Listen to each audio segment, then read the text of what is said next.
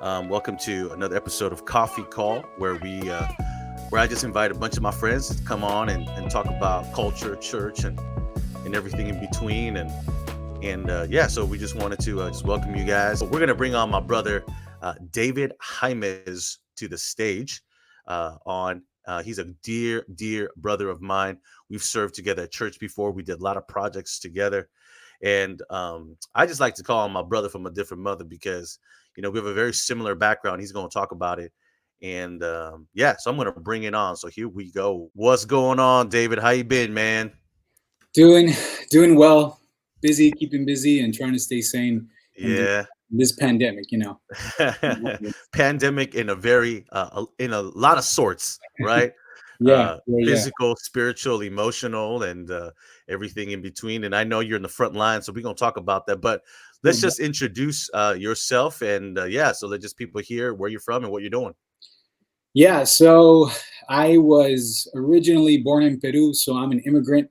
I was born in Lima, and then with my parents, we came when I was a baby. So I crossed the border when I was a baby. The Arizona deserts were kind of we passed through, and then landed here in Orange County.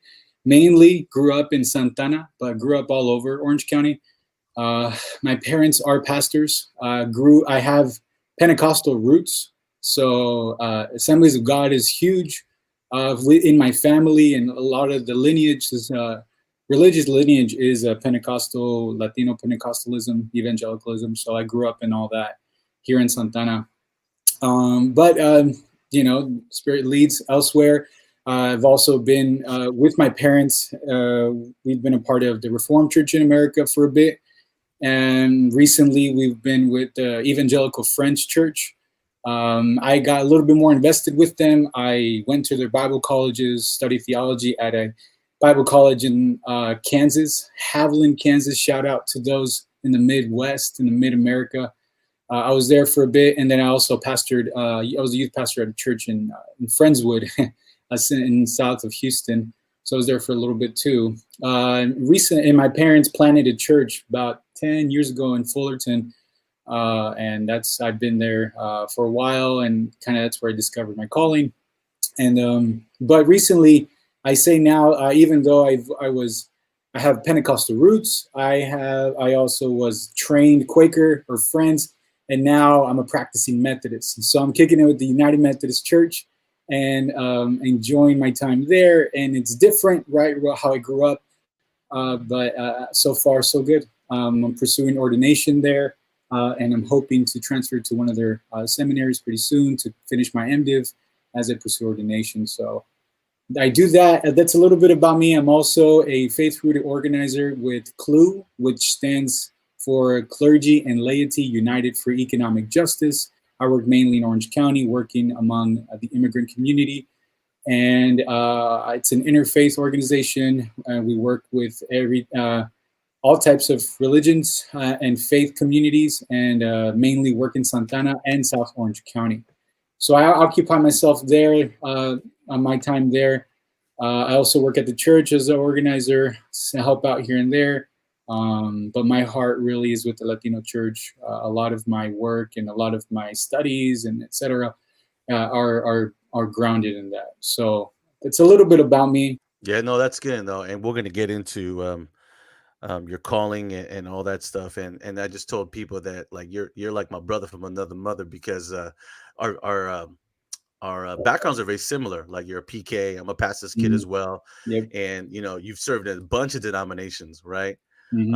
And so myself too. I grew up. My grandma's Pentecostal, right? We have the Pentecostal roots, Mm. um, and uh, and my dad became Korean Methodist. I was confirmed in the Presbyterian Church. I worked for Baptist, Lutheran. I kicked it with the United Methodist Church for a little bit, and now I'm with the Free Methodist. So, Uh-oh. so that just tells Uh-oh. that just tells you that tells us two things, right? Denominations are Mm. just different communities of people, I think, but at the same time, underlining everything else, the overarching theme is we love God, we love Jesus, and so it doesn't matter what denomination I think that we're from. It's Mm. just different personalities, communities, a little bit different things, but I think the doctrine is more or less the same. And so Mhm. we just like to, right, under the Protestant umbrella, right? I think That's the main focus is, right? If Yep. you want to say that. I want to hear more of your story about growing up in the church as a Latino, with the different denominations that you're from, and how that kind of navigated your calling to be in the church. Mm. Okay, so the pastor's life and the life of the pastoral home is very unique lifestyle. It's a very unique way of living, especially for children that grow up in it. A lot of them don't have a choice to do it. They just grow up in it, and it's hard to decide who eventually will continue in that lifestyle and who is going to reject that lifestyle. Mm, It's hard to see a middle ground, right? Because there is so much that you learn and what you experience as a child growing up in the church that you come to a point where you say either I want to continue and deal and something there, or you just reject it completely, say no, I don't want any part of this. And that's happened to me a few times. Growing up in the church has been such a blessing to me. It's been so beautiful to see my parents, my family members, and the people we've served over the years, what it means to be at the church. And so a lot of what I've studied and a lot of what I share is from the deep wells of that experience. This is where I get all Wesleyan, where that quadrilateral or whatever, like the sources a lot from my theology and practice come from my experience. Especially when it comes to a contextual, Latino, Pentecostal, very specific practice in Christianity. So I've learned to embrace those stories, good and bad, in order to continue to lead me on. But I think it came to when I was in college where I had to. There was a test that I had to pass, meaning in my heart that if my convictions were true, then not only in my faith, but in what I believe ministry should look like, there was a lot of things that needed to change because of, I became very critical of the church. I remember when I was starting to get in tune with my calling, I was highly critical of my dad, highly critical of the way he did the church, highly critical of Latino churches, everything. I could find so many reasons why the Latino church or the Pentecostal evangelical Latino church here in Orange County or in Southern California was not meeting whatever expectations I was putting it towards. And usually those expectations were based off white evangelicalism. And we know now, or what I didn't know then, was that those expectations are not always apples and apples, right? And so I grew what do up. you mean by expectations? Expectations. So let's talk about preaching styles. Let's talk about content, theology, and let's talk about delivery and etc. Or even timing, or it's right. So I would base that. I would compare what I would learn, what I would hear to John, at that moment, John Piper and the people that I heard in the radio and people that I would hear. And so I'll be like, why don't we get more of this? Why don't we get more theology? Why don't we blah, blah, blah, you know? And so I became very critical of it. And that was difficult for me because I had to reject a lot of what I grew up with and had to say, that's not good. And this is actually what's better. Over time, that's why I'm more of an embracing thing, because I compared it. It's different. It's completely different. It served different purposes, different peoples. And so I'm recovering from that in a sense. So as a pastor's kid, you do that a lot, I think. Especially those that really care about the church and really care about their calling, they have to struggle and wrestle with that. Do I want to continue the same patterns and the same way of doing ministry as I seen it? Or do I want to be willing enough to make some significant changes that are more reflective of what my views are? And that is the hardest thing that you have to do, because a lot of it you have to compromise with family, parents, and the church, and a lot of it you have to compromise with the theology that you grew up with, the belief that you were taught in Sunday school and youth group, etc. And a lot of that deconstruction is painful. Deconstruction, especially when you go to seminary, when you go to Bible college, you slowly start to deconstruct some of the ideas, the beliefs, and the customs that you've learned that have allowed you to have the faith that you have. But the problem with that is if you continue to deconstruct and not construct, right? If you don't build yourself up, if you don't build upon and look and continue to learn, you have nothing to sustain yourself in your new ministry. So I'm beginning to construct a new way of looking at things. So a lot of people would be very critical of Pentecostalism or Latino Pentecostalism. I'm beginning to walk in the different paths where I wasn't like, nah, that's all this and that's all that. I'm hoping to continue to learn to see if there was an opportunity that I could reimagine Latinx Pentecostalism. There would be things that I would change, but there's this spirit and the flow and a sabor, a flavor to it that I want to keep. That's actually pretty helpful. So growing as a pastor's kid, you got to wrestle with those things. Obviously, this is because I care about enough to continue the ministry, but there's other people that just don't care and they don't need it, and they were harmed by it. And rightly so. They should be distancing themselves from harmful past experiences from the church, and that's also very valid. And I don't judge anyone that decides not to. So you talked about deconstruction and reconstruction a little bit, and I want to talk a little bit about that because, and I don't want to go too deep into it because that's like a very seminary word, right? Deconstruction and reconstruction. But I think it's important for people out there to know, especially ethnic minorities that leave the ethnic homogenous churches and maybe join a community that is predominantly, whether it's main culture or dominant culture or a different culture.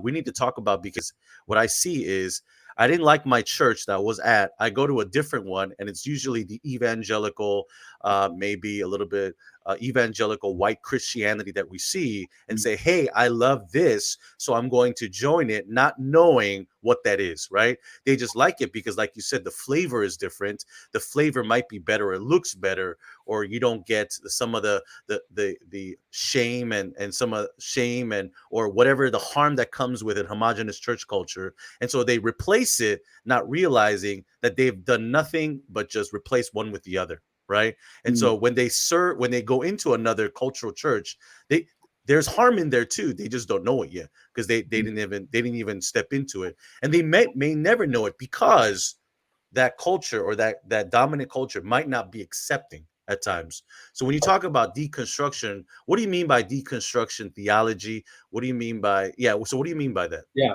So what I mean by deconstruction just it is to slowly take apart and understand the many different pieces that have allowed you to articulate and practice your faith. So a lot of it is actually very basic, from children's church, Bible schools, all these things that you grew up in, the songs, the music, the feel, the retreats, all those things are over time they build, and you use that in order to articulate and to practice your faith.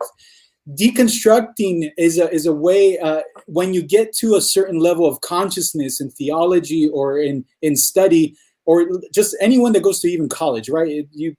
Any kind of type of deconstruction, you start to notice these patterns and these differences that you are beginning to question. And so deconstruction is the process of starting to not just throw away, but take apart. And so you're just taking things apart and saying, oh, my faith like this is actually different. This is why I say this, or this is why we call this the gospel. This is why we call this the Trinity, blah, blah, blah. And so the process of deconstruction is that. A lot of people love that, actually. The problem starts happening when it starts to deconstruct things that are very important to you, what you feel valuable. And I remember I was experiencing that very heavily one day at my first church history class. And the professor did this. He drew two circles in the board, one in the middle and one right around it. And he was trying to explain what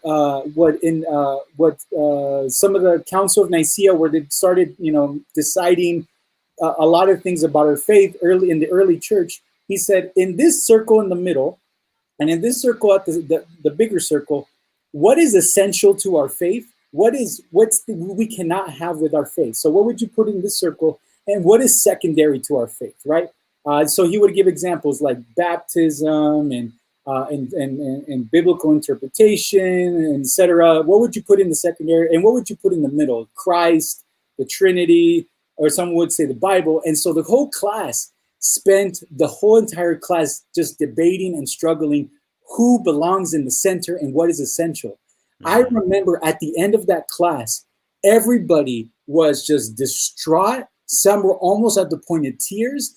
I was like bothered that we actually did that. That hurt me so much, and that hurt a lot of people. And the next day, a lot of us just came into the class not there because it was so hard. And so we reflected on that, and we said, why do we have to do that? Why do we have to separate? Because actually, the class ended up saying we need Jesus or the Son and the Father in the middle, and the Holy Spirit was left out. And a lot of people were just like, didn't anyway. So we got into it, and so we reflected on why we did that, and that was an example of deconstruction, right? Well, we put everything on the line, and we challenged these things, and we didn't understand how much they were meaningful to us. Some people were just mad, just completely mad that we even dared to do that, and some people were just completely just done because it was just too painful.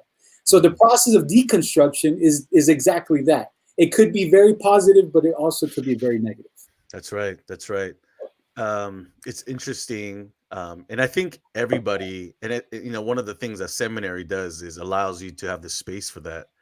But in a lot of the churches today, is there space for that? Is there space for deconstruction? Because if we're talking about, and this is just for, and it's needed both, even in the homogenous church, because now you're having kids. So what I mean by homogenous is ethnic and homogenous, especially immigrant churches, right? Because when you have immigrant churches coming to United States, yes, they might believe in all the same things initially, but then when you start having kids, right? When you start having kids in the second and third generation, they're going to see something outside the world that's totally different from what they see from the church. Not just even the church, the family, right? And so what does it mean to be a family? Like, for instance, this is a very silly thing, but taking off shoes for the Asian people, right? Taking off shoes for the Asian people. When I was a kid, I thought that was a thing. I thought that was like, you just do that everywhere because it makes sense. Like, you don't want, but at the same time, what if you have dirty socks? But anyways, when I went to my homie's house and I took off my shoes, he's like, that's dirty. Why are you putting your dirty feet on my floor? And I was thinking to myself, if you put shoes on your floor, do you know how dirty your floor is? But that's in my head. So I'm like, what's going on here? And so obviously I go back to my house, put my shoes on. You know what happens next? My grandma comes with the broom and says, "What's wrong with you, little kid?" Right. Exactly. Right. So I guess what you're explaining is cultural customs that we've been formed by. And to answer your question before about a dominant church there's also racist implications to that. And what I mean by racist is not in a bad way, because we live in a racist society, meaning we, especially in the U.S., there is a reason why we have ethnic specific churches. Is because the dominant church didn't allow or give space to that. Even worse, history shows that the dominant white European settler or colonial church didn't make space for any type of inclusion of ethnicity or thought. And therefore, there were specific ethnic churches to protect those specific peoples in order for them to freely express themselves. And that sin and that fear all continue to now. That's where Dr. King is famously quoted to say that Sunday morning is the most segregated hour in the U.S. Right. And it's because of it is a wound, a colonial wound that we continue to deal with. We would love to have a multi-ethnic expression of that. We're not there yet. And even worse, I don't think we're even getting closer to that because of a lot of the social uprising. But I also don't think it's bad to have dominant homogenous churches. And this is why I think so, because it can work for those that are continue to be marginalized, right? So Latino churches, let's say Hmong churches, let's say Muslim churches, there's still a need for even recent immigrants to give themselves the full expression of who they need to be in a place where they could be dignified. As much as a lot of us would like to see the multi-ethnic church movement move and be very inclusive, a lot of it is still under the parameters of white evangelicalism and the way that white churches continue to operate. And therefore, I think we all different ethnic churches continue. I would pursue all of us to be in solidarity with one another, but continue to evolve our stories and who we are, because that example of the socks and everything is valuable to your community. Right. and it's something that we would love to learn from, right? Right. That's something that I think I've been working on a little bit as I've been seeing the ethnic church movement move along. Right, and I know we've had so many conversations because I know you have the passion for homogenous dominant churches, and obviously, right, a little bit here and there, I and mean, so working on it. Yeah, yeah, right, right, and for me, obviously, I'm all about multi-ethnic, yeah. multicultural. I think everybody just come in the middle, but at the same time, knowing and respecting and platforming beautiful diversity, right, and how do we use that diversity as unity? Because I just want everybody to know that I am from a homogenous dominant church. I grew up in. I'm a third Mm, generations pastor's kid, so the mm, Korean church is all I've known from the mm, time I was 0 all the way to time I was 30, right? And so that's all I know. But at the same time, living in the United States, and I think we're segueing great into now the work that you do in the community of America and all that stuff in Santa Ana. But my challenge is also, and this is what I've been thinking about for a few days, is if we want to, whether or not if it's homogenous dominant churches or multicultural dominant churches, we have to recognize, acknowledge, or define even what the American culture is now, right?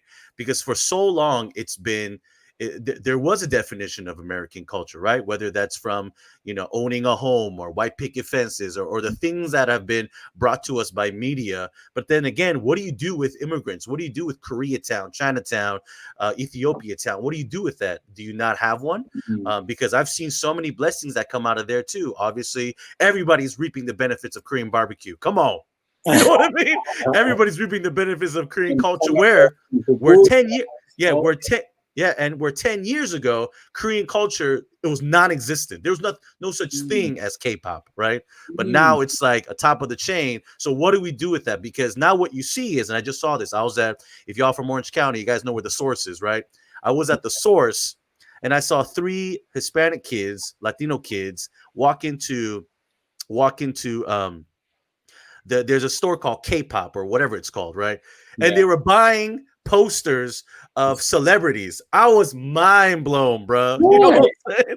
Why? What exactly? Why? Why? Right. For you, it's like mind blowing. So Yeah, I'm yeah, kind of experiencing the same thing as a Peruvian, watching Peruvian food continue to be used more right, mainstream. So these are historical questions I would start with, because again, why do we see Chinatown and little town like this, and why do we see this? A lot of it goes back to what was the need for it, right? mm, And this is why we have to come to real grips with that. The U.S. it grew up in a sense in a racist society where there had to be these spaces, these brave and safe spaces to be who they are. right, Communities had to do that, and so over time, we're slowly seeing society being more inclusive, but it's not there yet, and so right, that's part of the reason. The other real reason, I got to be straight out, is the capitalizing off of what is popular and what's good. Like K-pop, it has been growing and growing because of BTS, right? And right. we've seen them continue to get platformed over and over. We see reggaeton and we see trap music being with Bad Bunny continue to grow. We see all these and the internet is continuing to Yeah. spread these ideas all over. Big Papi Um, Daddy. yeah. So I think it's a good thing that we see Yeah. mixtures and we see an acceptance, but there's also the challenge of appropriation, right? Hmm.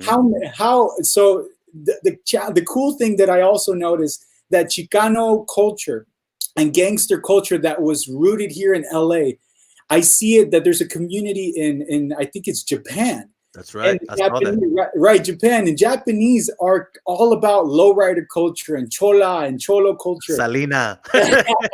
Those straight out Japanese folks that have not really Yeah. been here, but they use it as an expression to themselves. They use it as artistic. Now, some folks that I know are not comfortable with that. That is appropriation. They don't know what's going on. Other people would be really happy about that, because that Chicano, Cholo, Chola, lowrider culture came out of because they were targeted from the police or targeted from their schools as being thugs and all these things. So they they developed an identity in themselves that helped Mhm. them to overcome things. And now it's being marketed as something cool in Japan. So it's interesting to see that, and it's hard to analyze it sometimes. And it depends how I didn't grow up as a cholo. I grew up around cholo culture here in Santana, and so I wouldn't get super offended. But I might ask some of my homies of what they think, and Yeah. what it means for them to see that. So, Yeah. so I want to ask you this question because you've emphasized the need for space, right? The need for communities. I totally get that. And for me, growing up in a Korean home, but in a Latino community like K Town, isn't that weird? In the Yes. 90s, Koreatown existed, Say but there was it. like barely any Yes. Koreans in there. Yeah. Those Koreans businesses, but Yeah. again, Yeah. going back to the capitalizing on opportunity, right? And so we talked about the needs. So I want to ask you this question, and I want you to be real. All right. Do you think, or don't you think that having more of this cultural mixes is good Mm, if we're going to continue to live in close proximity with other mm, cultures? Because if we continue to not do that, and I get why people get upset because this right. is my culture, but if we're now talking about theologically as a people of God, as unity, and we can interpret that so many ways, but Right. where I'm trying to go with this is if we're in this sense of community, like when we come into Christianity, the belief is we're one family now. Doesn't Mm, matter what language you speak, what color you are, we're one family. So with that argument, right? If mm, we believe in it, if we don't believe in it, that's a whole nother thing. But yeah. if we believe in it, yes, it started as a need, but now you said it became an expression, right? Mm, Which is because just like me, I'm a second generation Korean. I love Mexican food more than Korean food. That's my mm. food, you know. So That's what I grew up with. I don't dislike Korean food, but I prefer it. But you're right. Some of my friends would be like, "Why don't you go to Korean places? What yeah. what, what is your problem?" So in a general, see, this is why the U.S. is such a a unique experience, because the natives were the ones that we were supposed to look at as an idea, the First Nation, an idea of what of this land could look like, and indigenous um, uh, Aztecs and Mayans, and so the Americas already had a base of people, right? The U.S. was colonized, and so there was an imposition of a culture that came into here, but it's been challenged since the beginning, starting with that. And it's hard to pinpoint what is American, right? I never even say American. Justo Gonzalez, a historian, woke me up to calling it, to making sure that we call it U.S. Americans. Be very specific. It's not the America. The Americas is Mhm, the whole Western Hemisphere, or however you look at the map. mhm, So as U.S. In the United States context, it's really hard to understand what our culture is, right?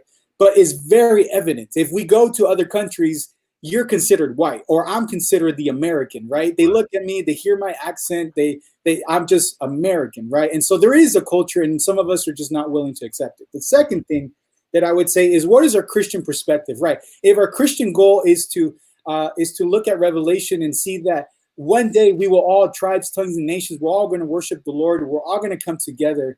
That is what we want. Where we see things going, and we need to continue that.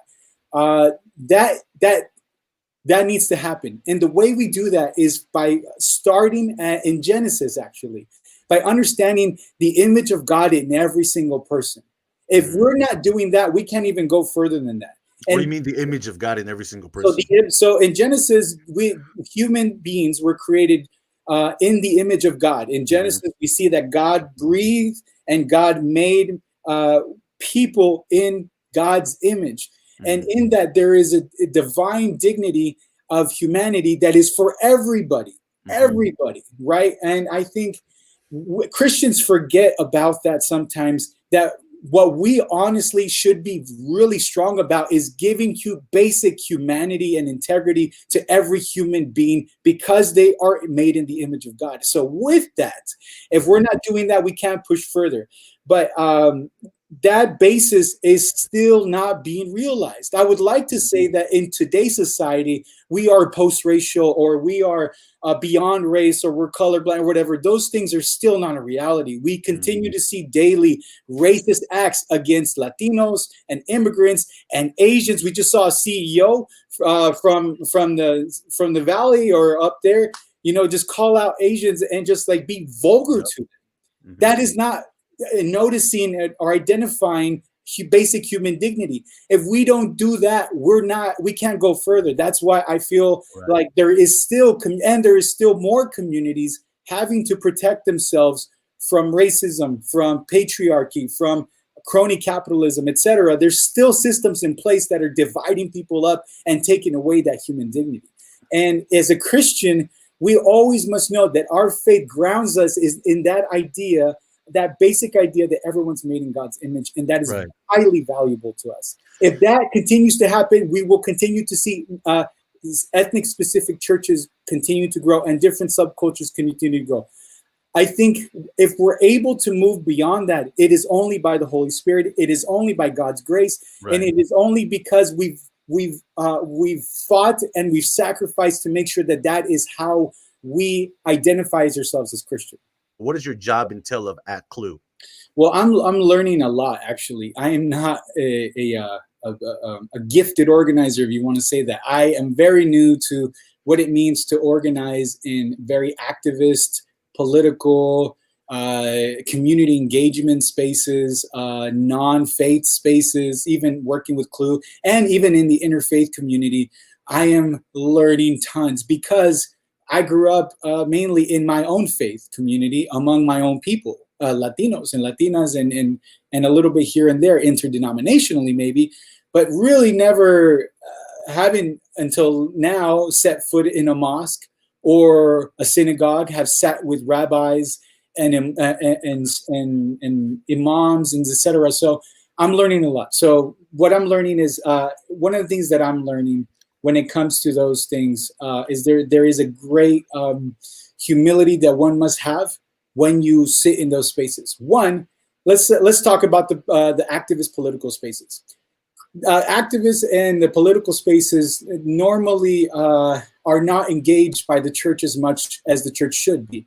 And because of that, especially the evangelical church or Christians, and especially because there is a non-engagement from the church, there's always, there comes with it the responsibility in a sense of making sure that that we as Christians are not coming off as imposing and all these.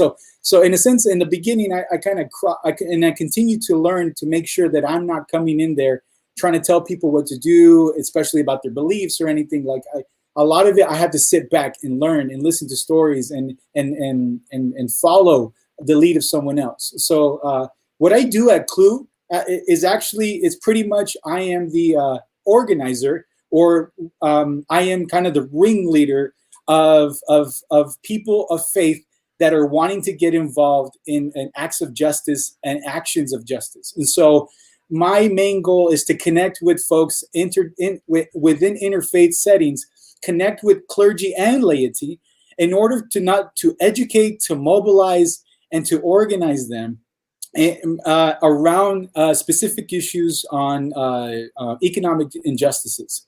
So immigration, I focus on it's very multifaceted because I work with organizations that deal with prison industrial complex. I work with folks in mental health areas, and we deal with lawyers. And so it's not, immigration has a lot of different hands. And so I'm learning a lot of how that looks like. In the faith perspective, a lot of my work is connecting the faith of the people to the work of the community. So I would like to say the life of the community and the life of the church, that's where I come in the middle, making sure I bring those connections, because they are separated sometimes, right? Some more than others. And a lot of my work is making sure that I'm providing a context for there to be equitable learning between those two, and making sure that there is opportunities for the clergy and laity to not only get involved and get experience and learn, but also to become co-conspirators and to become those allies and to to be the ones that are willing to sacrifice and practice their faith in the streets or in these organizations. And I met a lot of amazing clergy and laity that are allies, but that are deep in the work. And that's some of the best things that I get to see that. Because before, I would think that the church is non-existent in the community or blah, blah, blah. That's actually not true. There is an existence of Christians that are advocating out in the streets, or advocating in city council meetings, or advocating in different areas and supporting the impacted community. But it's not as visible and so my job is to make it visible, and my job is to provide the opportunity. And it's something new that I'm learning. It's and for now, like I'm doing all right. I'm thankful for Clue for giving me the opportunity to learn, because I am a noob. And trust me, dude, I made so many mistakes. I'm such a noob. I'm a pastor, so we don't. All the time for me. That's good, and that's a good thing that we want to talk about here. And then so we want to do that because I think this is a topic that the church doesn't know how to deal with at times. How do you connect, right? Sometimes faith with streets, and how do you connect faith with community development? How do you connect faith with social justice? I wanted to speak on, and I just want to get into it because I know Clue has been doing this for a long time, but it's been a little quiet. There's little pop-ups, but now it's on full throttle these days. So what was your experience? First, let's talk about just a general broad social justice issue, right? So, and then I want to talk about your experience, because it is too, right? Because you have the popular or the mass consensus of what it means to do social justice, and also especially when Black Lives Matter, especially when it comes to race. But at the same time, there's a personal experience with your connection with racial injustice, right? Because let's be real, right? We're talking about allyship. Say it, Paul. And I want to be careful. No. We're talking about ally. Well, I want to be careful in the sense that people understand what I'm saying, right? We're talking about allyship, but at the same time, there is popular allies, right? There's popular groups that are allies, and then there's less popular groups that are allies. You know what I mean? Allies meaning support, allies meaning even economic support, right? Even now, and it's very evident. We don't even need to talk about the church, because it's very evident in the church that we're still separated, right? And so, what does that look like for different minority groups to support one another when maybe they've never done it before? And now we see this huge surge of minority groups coming together for an issue. What's your experience about minority groups, especially when it comes to majority minority, right? So we'll talk about in the US, Black, brown, and Asian, right? And then, but under that umbrella, there's so many different layers. We got, what do you call it? Pan Latino, right? And we got Pan Asian, right? So even in the Asian, we have Southeast Asian, right? Whether that's Chinese, Korean, Japanese, but then we're Asian American. And so we have all these different groups, and yet we only hear about some of them. And yet there's only allyship between some of them. And but that's something for you to think about as we continue to talk about it. So first of all, let's talk about what your perspective on what's going on now with Black Lives Matter, especially when it comes to protests and all those things. Okay, so in general, the protests that I've been involved in lately have been around Black Lives Matter, protesting the life of George Floyd, around that. It's about a month ago. So right now, the work, even though my work calls me for immigration, it's similar. There's a lot of racism in immigration that's not talked about. But so I guess you're bringing up the question about different ethnic groups coming together for like, let's say, Black Lives Matter. I'll talk about the Latino challenge in that. I don't call it a challenge because we ain't there yet. I tweeted something the other day where where I was saying we don't get a pass for being Latino and being racist towards and having anti-Blackness.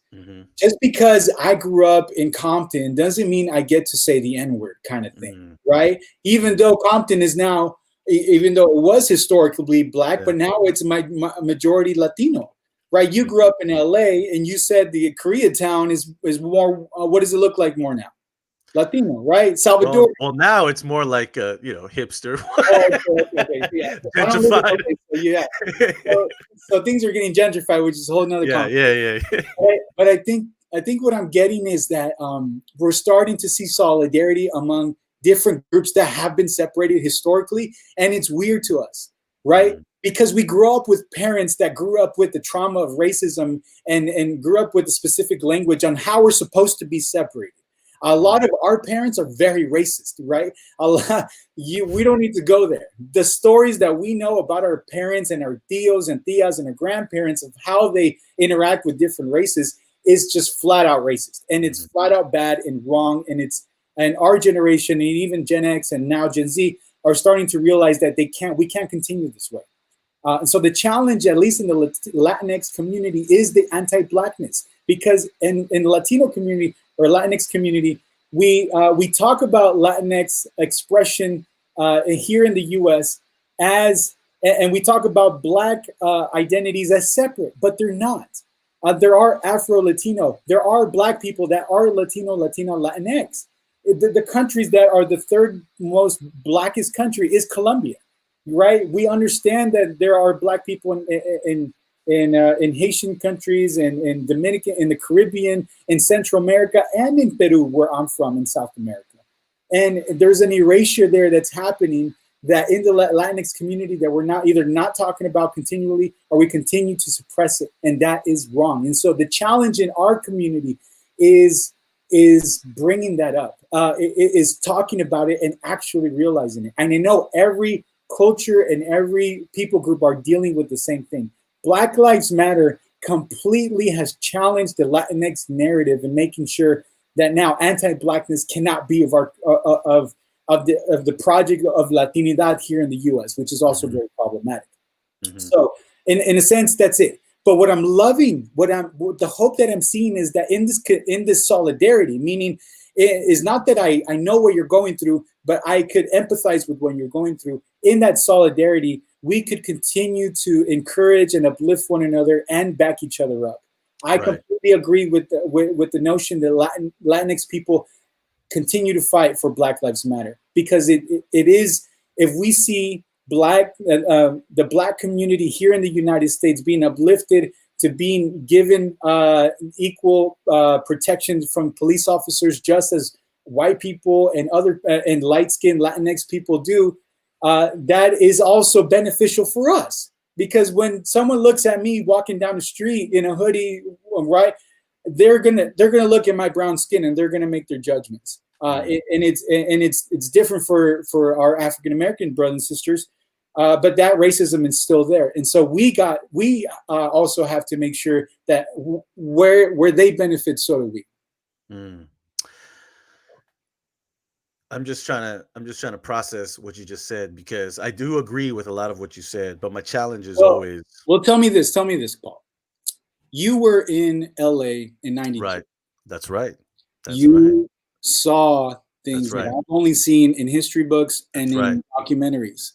What how do, is what's your perspective on that? And Right.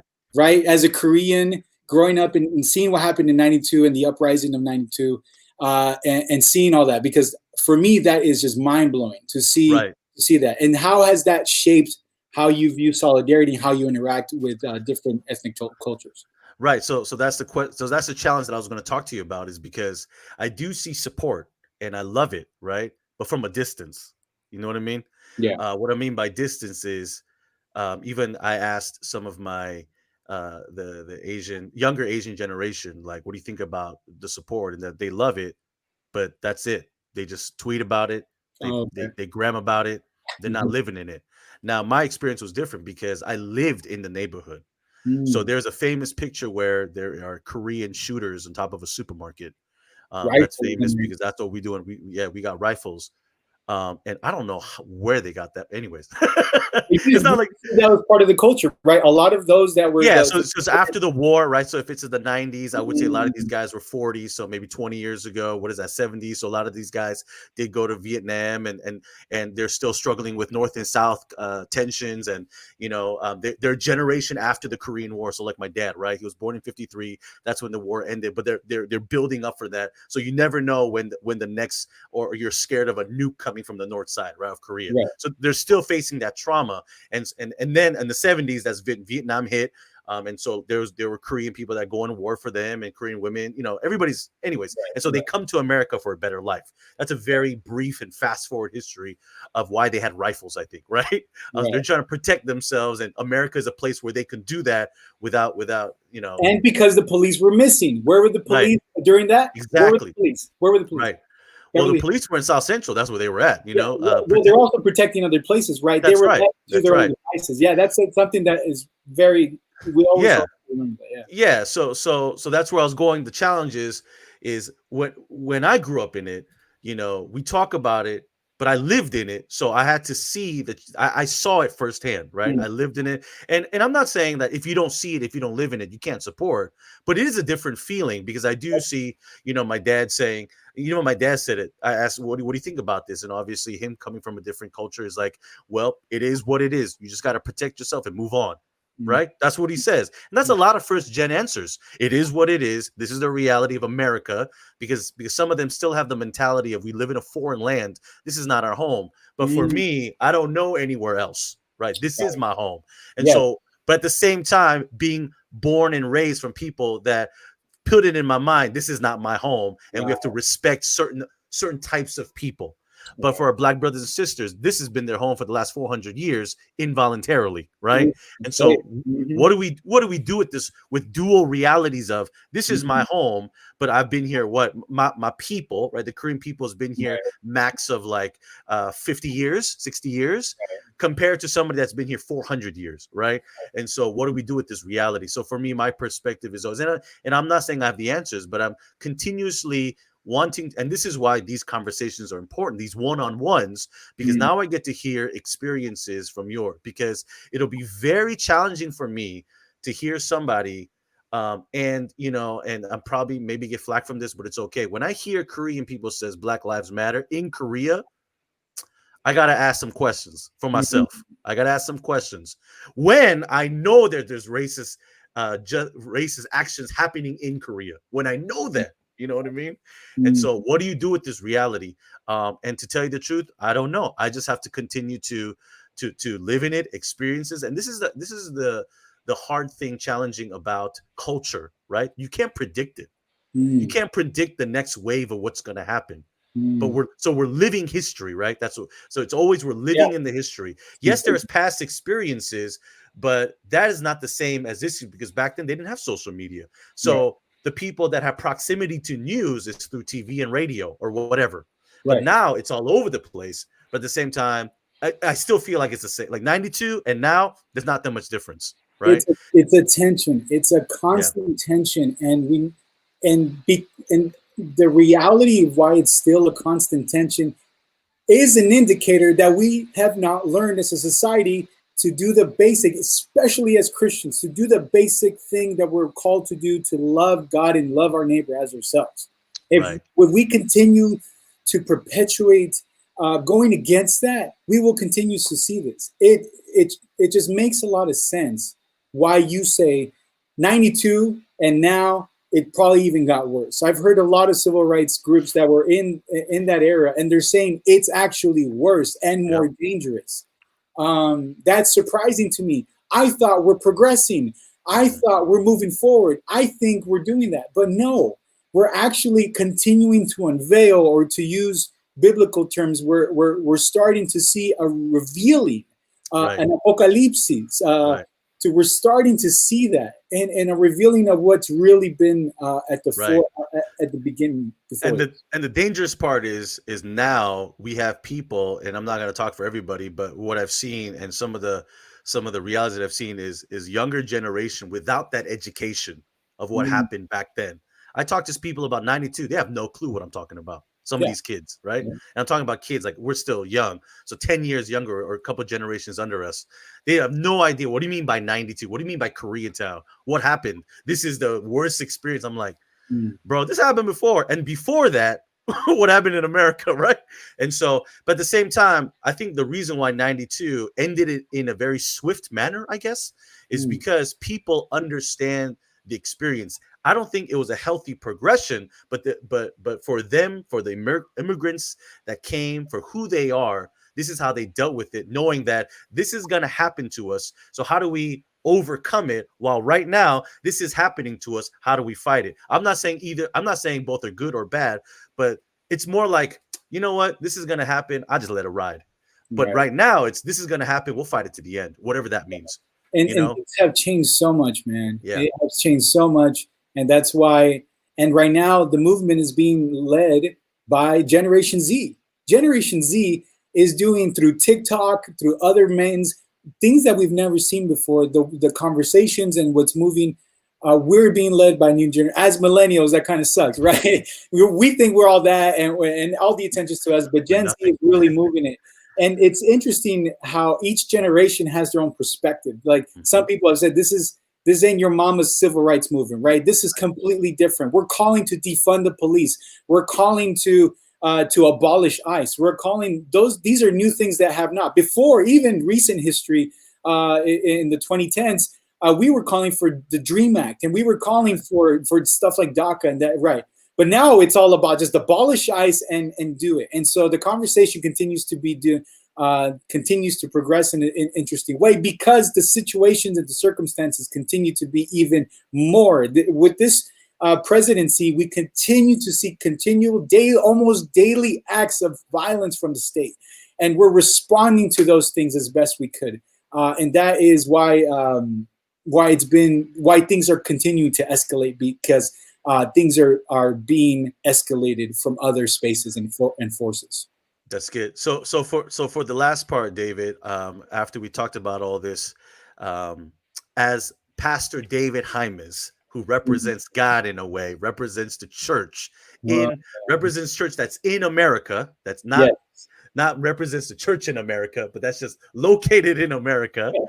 What in your perspective, how should the church react to Mm. injustice, support, and even be active in it? And this leads to the question that I want to answer. I asked, somebody wrote it, what does those connections look like, right? So Mm. in your job, in your experiences, everything you've been through, how can the church live out, and this is again up for interpretation, live out the biblical narrative of how God created us to be in this world for the time being, Yeah. with a message of love and peace and justice, and because the church is the tangible faith that we have right now, Mm-hmm. or we should have, but maybe not working as well sometimes. But the Right. church is the whatever it is the tangible visual look. How do you think the church should continue to support and support Right. and be active for justice, fighting So injustice? yeah, that's a big question, and just want to state my claim that I'm not a pastor, even You're a though like pastor to me, man. You're a pastor to me. I play a pastoral role, but I'm not a pastor in the Methodist Church. You got to say that. Until I'm clergy, I can't do anything. So I mean, if I'm in my Pentecostal roots, like anyone that just has 2 or 3 people could be a pastor. But Yes, right. but as I am in these spaces and in my experience as a pastor, I've gotten the unique opportunity to get out of the 4 walls of the church and to see what it looks like to shepherd and to walk alongside people that are even not of your faith, right? Mm. So having deep conversations of faith and with activists that don't prescribe or affiliate with any religion has been so rich for me, because I've had to not only not watch my words, but creatively use my message in a way that could be best communicated faithfully to the gospel, faithfully to our tradition, but also faithfully to the ears that are listening to them. Mm. So one of the ways that the church could engage and involve themselves outside of into the community is start to pick up the language that they're using. right? Start to understand that we could translate scripture, we could translate the message, we could translate our traditions in a way that could be faithful and that could be more welcoming to the people and our neighbors that are around us. And that is one of the major challenges, because we think that when we use our language that is very common in the church or common in theological thinking, that's going to easily translate to our neighbors that are in the streets, or the activist community, or even interfaith communities, right? There needs to be a continuing translation. I think N.T. Wright said that every generation needs to translate the Bible. And what he's referring to is that we need to continue to have fresh eyes, right? The message, Paul, is actually pretty helpful sometimes, right? We can't just stick to one ESV or NASB, or, I mean, eternally saved version, my friend. Go ahead. Right, no, it is an issue in the Latino church, because a lot of us are still using the Reina Valera 1960, which is way beyond. I don't talk like that anymore, and it's been a challenge. But that practical theology of translation, of making sure that we're being faithful to our tradition, but also being contextual to where we're at, is very important. That's one way that the church could get excited about, because it involves an interdisciplinary way of talking. So how can we use history and ethnic studies, and how can we use political theory, race theory, whatever? How can we use different methods to actually continue to talk about the gospel, and not just use European-centered theology that we've learned and the books that we've read to actually talk about God and talk about God's mission? So we could definitely do that, and that's a beautiful part of our Christian faith. The second thing is, we can actually practice our faith in these spaces. If we're taught to carry the cross, if we're taught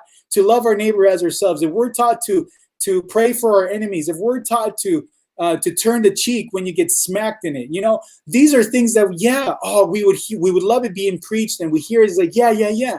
Well, then do it, practice it. Bring that same energy into the streets. Bring that same energy to protect as allies. Bring that energy when you're in the face of a fully armored, militarized police officer that is standing in front and getting in the way of peaceful protesters. How does our faith actually get in the face of oppression and making sure that our faith is actually strong?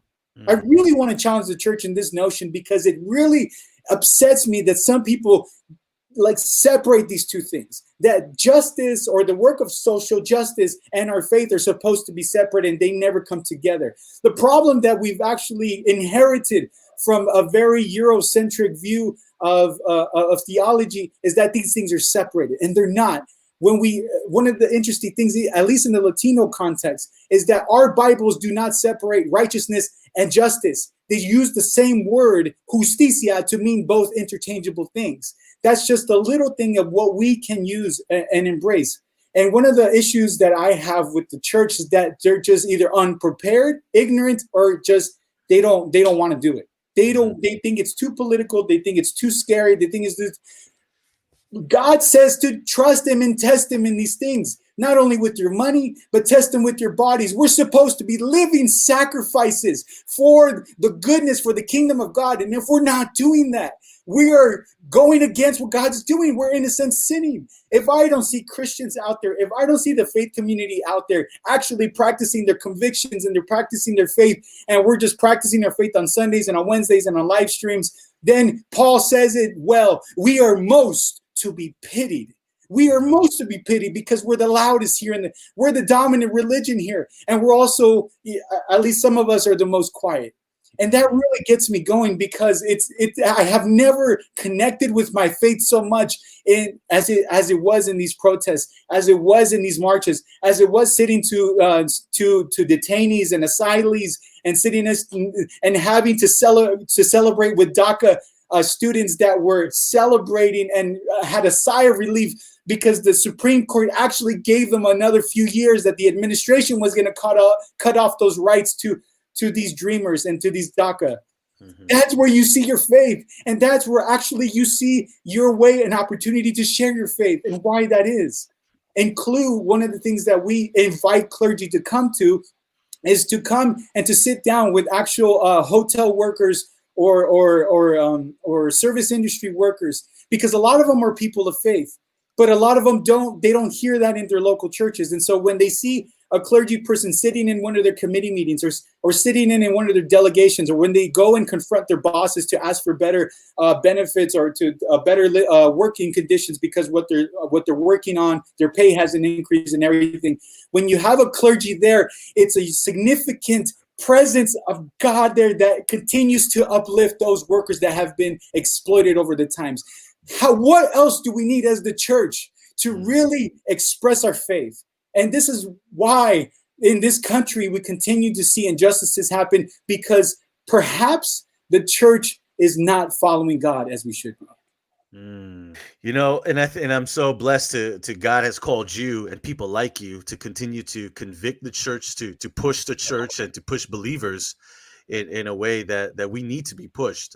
We do have pulpit, we do have small groups, but this action, right, this call to action is one area where I do agree where the church might need some working out in, right? Because we've been so comfortable, especially in a land like America.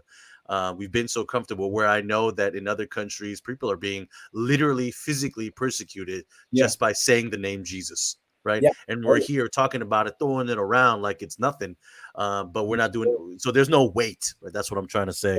We're spoiled, right? We're very spoiled here in the U.S. Yeah. Right. And so yeah. So, well, you know what, David, thank you so much for continuing this conversation with me, conversation with people. And I know that there were people here that's going to get convicted today. You might get some phone calls. David, how do we connect? So that's what I want to ask you for the last one is, how do we connect with you, and what are the stuff that we can do right now? Right. Yeah. So what are the stuff that we can do, and how do we connect with you? So yeah, people can reach out to me. Clue is a multifaceted community of organizers that work in different ways, both in Orange County and in Los Angeles and the Inland Empire, immigration, labor, all these other things that we could that we could connect you with. So you could contact me and we could talk more about that. But I think for me is the important way for people to get involved is, who are your local organizations that you could get involved with, right? To volunteer your time, to sit in some meetings or some committee meetings, to get involved.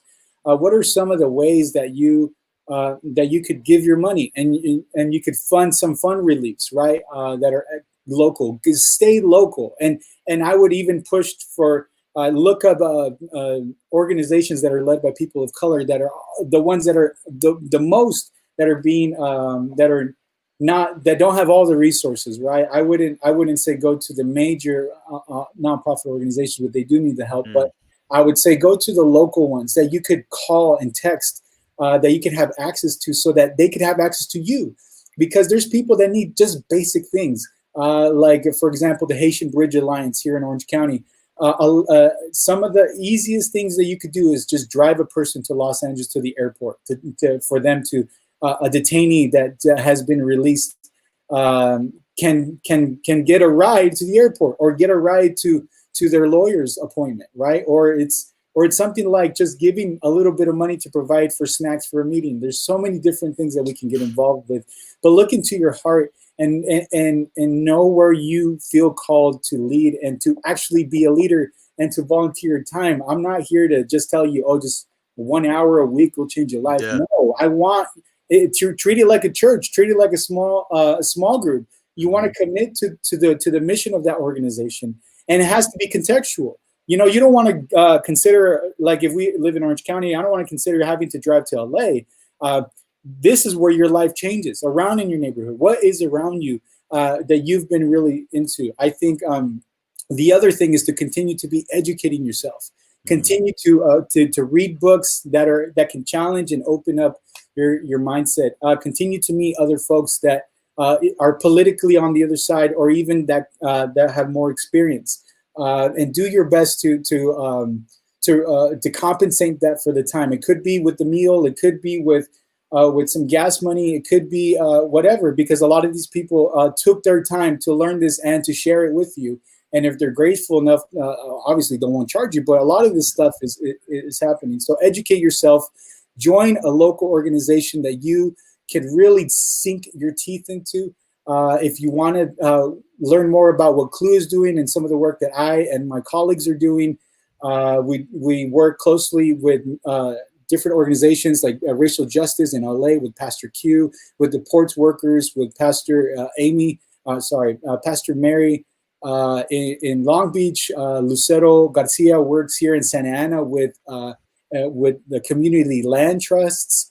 I work with immigration. Adam Overton, a colleague, works with workers and their labor rights. So we have different spaces that you could work around in. So there, I would like to say, just do it. Feel where you need to go and just dig in.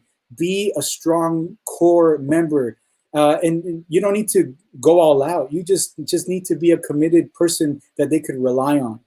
If it's a volunteer or anything, that's what they truly need. People that they could rely on. And I know that these organizations will be there for you, but also you will be there for them. So I think that's my call for Christians to get out of the church, maybe sacrifice a Bible study and sit in one of these meetings with some of these folks and see how God can use that to share your faith, or even for God to work in you as well. So those are the same things that I would call people to do. That's good. And so I know they can, and if they do want more information, they can always hit you up on IG and throw your name out there. So add Brother David J. And so, hey man, Brother David, thank you so much for just hopping on. And I love the time that we had together. There's so much more we can talk about, but I Yeah. might have to get you on a panel something or somewhere. So I wanna do this in a bigger way. So yeah, thank you so much again. And I know we got to catch up physically. So hey, David, be safe, man. So thank you so much for joining us today on Coffee Call, man. Thanks a lot. Thank you, sir. Have a good one.